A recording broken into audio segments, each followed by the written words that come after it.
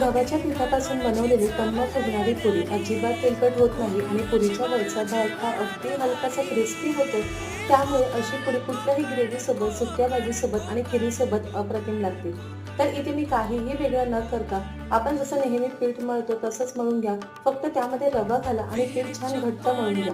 5 मिनिटं मुरायला ठेवल्यानंतर या अशा टम्म आणि मऊ पुऱ्या तयार होतील. बरं का मंडळी, आधीच पिठाचे छोटे छोटे गोळे करून ठेवले ना की पुऱ्या लाटायला सोपं होतं. त्यामुळे गोल आकार येण्यासाठी झाकण वापरण्याची अजिबात गरज लागत नाही. झाकण वापरायचं म्हणजे मला तरी वाटतं डबल काम. एकतर बाजूचं पीठ पुन्हा काढा, दुसऱ्या पिठाच्या गोळ्यामध्ये मिक्स करा. त्यापेक्षा आपलं हे झटपटवालंच काम बरं नाही का?